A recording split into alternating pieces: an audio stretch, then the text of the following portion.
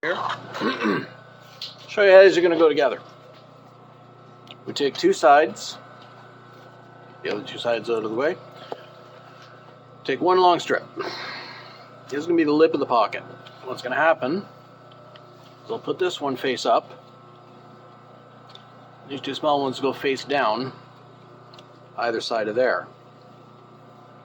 I'm going to stitch down this. When we get to the corner, turn the whole thing, stitch across, get to the corner, turn the whole thing, stitch up. That'll give us the box of the pocket. So start that, I'll show you how it's going to work.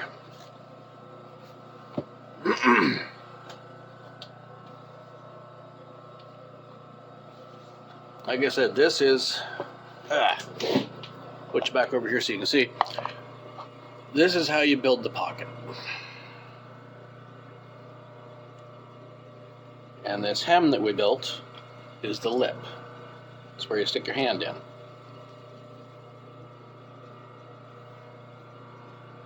About a 1/2 inch seam allowance.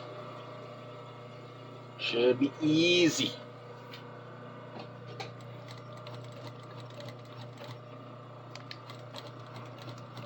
Except for all the turning corners, it's never easy. That's always a pain in parts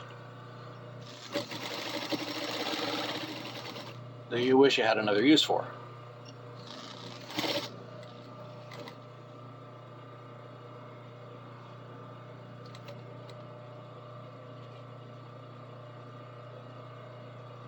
Lift it, drag it across, try and make that 90. Drop the foot, back enter to the next corner.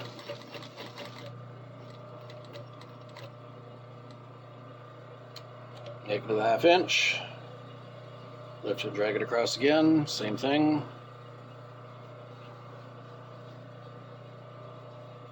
Meanwhile, trying to keep the whole thing flat the whole time.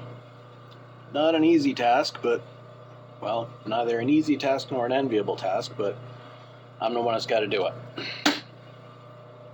Got to be done, so we do it.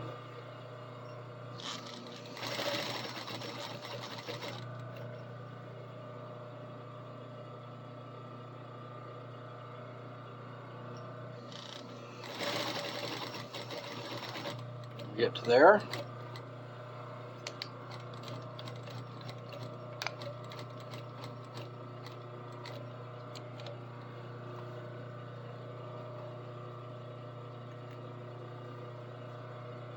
That's the first seam.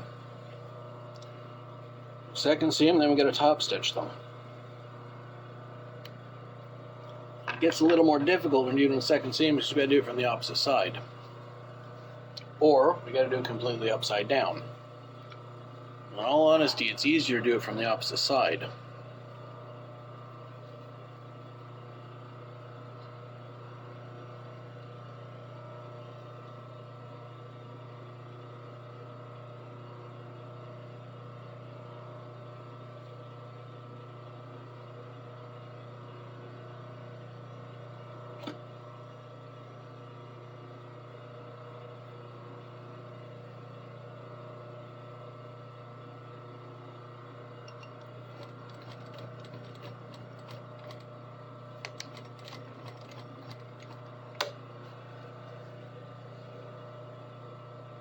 I did not say it's easy. I said it's easier to do it from the opposite side than it is to do it upside down.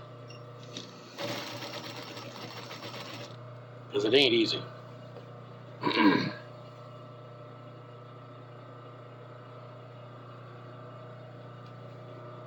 Everything is always in the way of your view. Eyeball them backwards. Should be pretty simple, but just never is.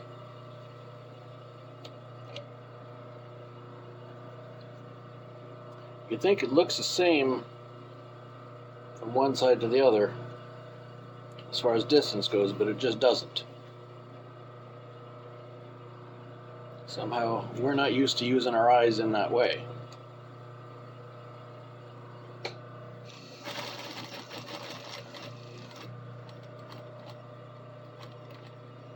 So a lot of times we got to guess, and a lot of times we guess wrong, but just keep doing it.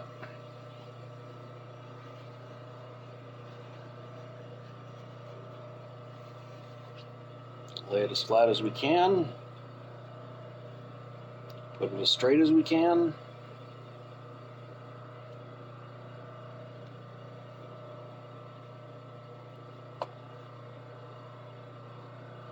I think we might even have it even.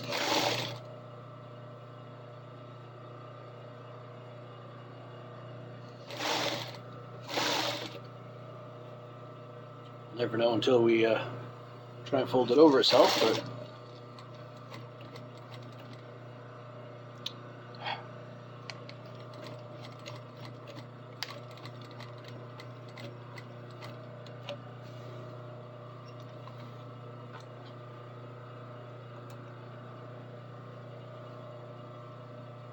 cut our ends off, flip it inside out, and see how this box turned out.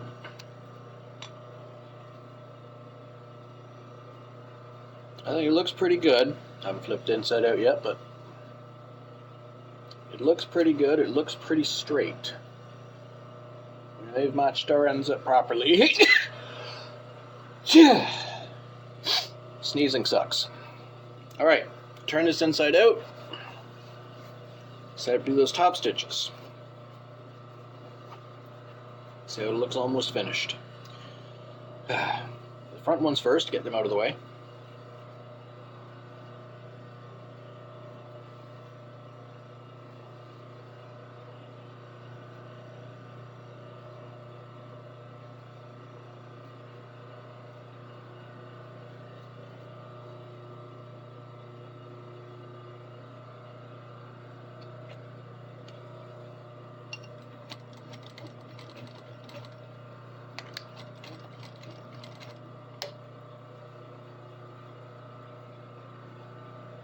Just like any other top stitch on the edge here. Roll those back until you can see that seam on the edge. You want that as tight as possible.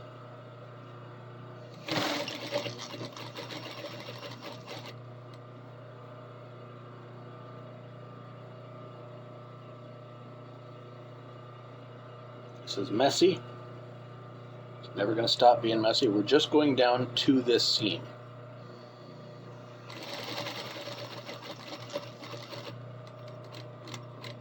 And there.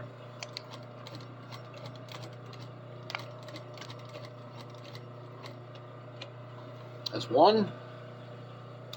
It's going to look pretty good.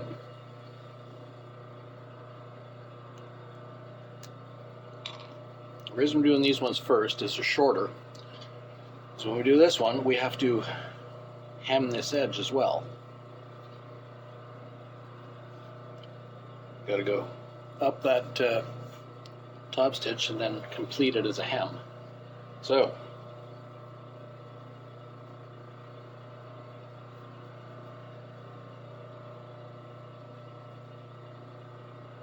you might ask, on this side, how am I going to tell when to stop the stitch, because we won't be able to see that that seam, but that seam starts at the 90, or where the 90 turns to a 45. So as soon as the angle changes, I know that seam ends.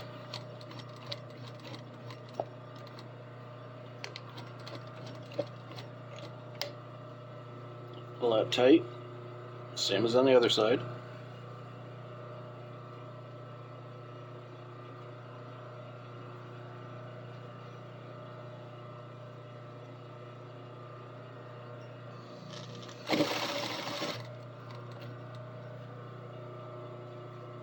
Again, pull it tight, tight as we can.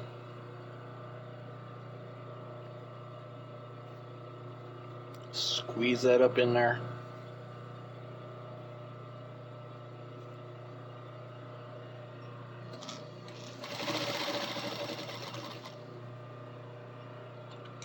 That point right there where that angle changes, that's the point where we end this stitch, because that will be where that seam is. Right there.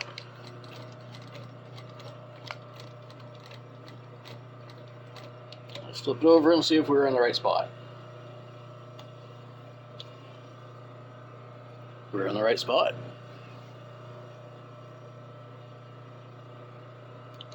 So that's the 2 front seams on this pocket. Do the 2 back ones. Those back seams start with an edge hem of a 1/2 inch. Just like everything else, it's a 1/2 inch.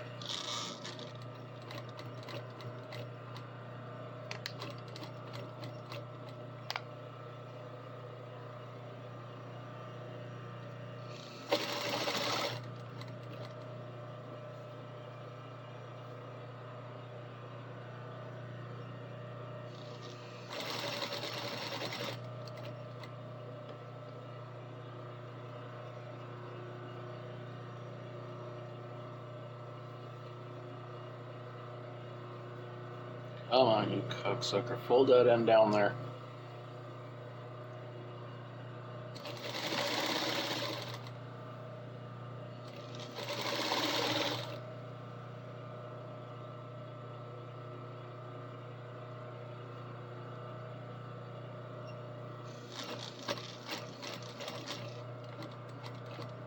Okay, now that it's on that, same process over again.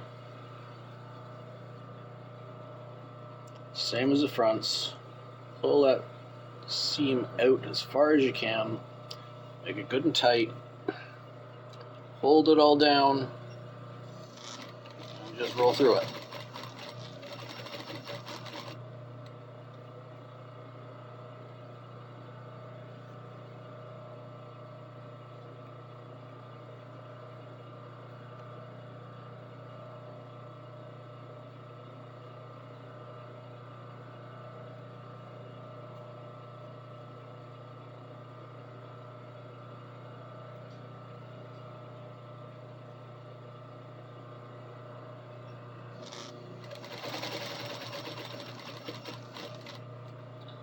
Most difficult part of this entire process is holding everything down.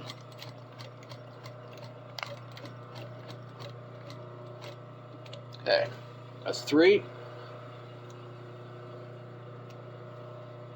No more to do. Then we hem the front of it, and then it should be good. It's going to be, I believe, oh yeah, this is going to be nice and oversized so we can double it up, which is nice because that means we don't have to hem that edge. It also means it's easier to put a snap button through there and it looks nicer.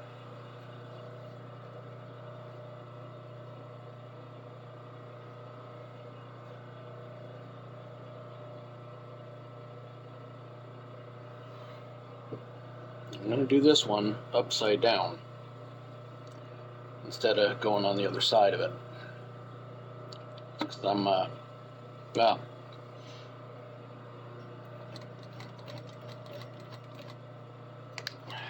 mainly to show you the difference. If you're doing a hem on the front like this, it's really, really hard to gauge how far over you are, so you got to fold each little separate area a little at a time. You can only do a couple inches a shot instead of doing the length of your hand, the length of the table, because you got to keep it straight and you got to keep it even, and you're hoping that you're guessing a 1/2 inch properly, unless you're going to pin the whole thing. Do it all in advance. Yeah, unless you're going to pin the whole thing down or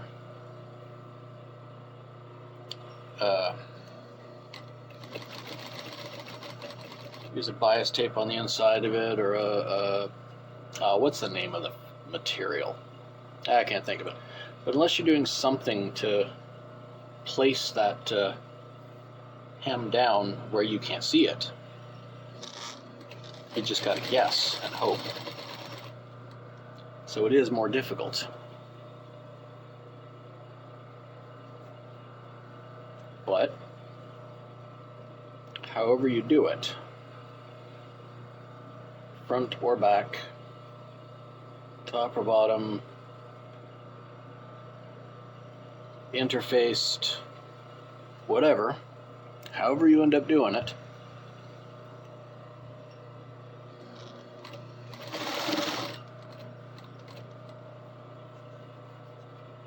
the result is always the same if you do it right.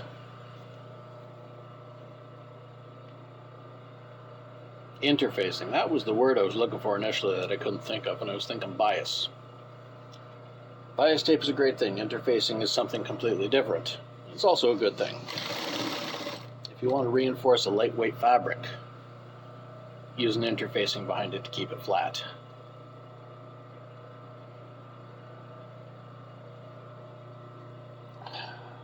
Haven't done yet on the channel yet, but eventually will, I assume, because I always end up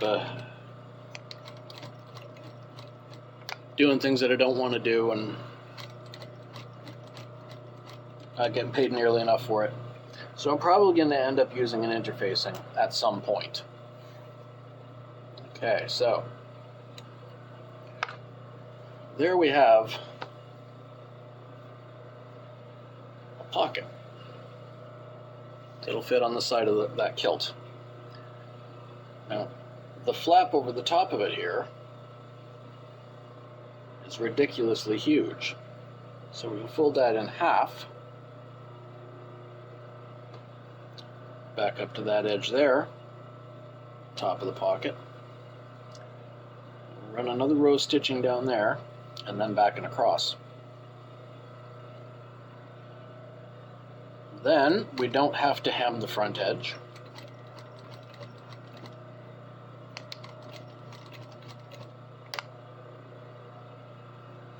And it's reinforced, so it'll be 2 layers that the snap buttons are going through on the face. That's a spot people grab and pull to open and close a pocket. Undo the buttons, they'll just yank on it, instead of, using common sense, which most people don't have.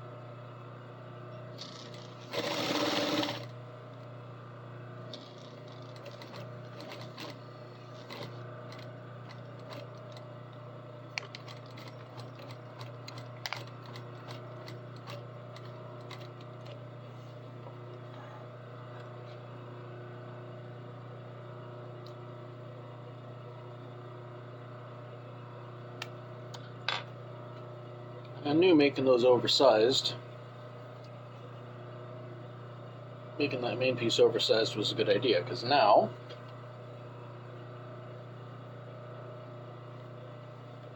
is a finished pocket. It's going to have 2 snap buttons in it, holding it closed there and there. It's double layers, so somebody can grab it and yank it open, which people will do, because, people are ridiculous. Anyway, I'll do the other one of those, the rest of that, and then I'll then I'll start doing metal work first thing in the morning. All right, Gug called, said this was a rush, so I didn't get to show you me doing it, but I finished it. Attached the pockets, did all the metal work. You've seen all that type of stuff before anyway, if you look through my videos, if you've watched any of my other videos on the kilts. But yeah, this one's ready to go. Next I gotta take that bag, that green bag up there full of black fabric, which is partially finished kilts that I have to finish to be picked up next. I'll bring it back when I'm doing those. Eyes, and now that that one's finished, we've got 4 partially complete on the table as we speak. We'd waited a long time to get the materials. We have the materials, now we can finish them. This one needs snap buttons on this side and on the pockets. These 3, they need all the metal work. These 2 still need belt loops. After that, they need pockets and they need metal work. So that's our next project. Working on kilts. Again. Still. Alright. Show you what the next step is on these 2. Good. This will be the next one I work on. Just do the metal and get it finished. Okay.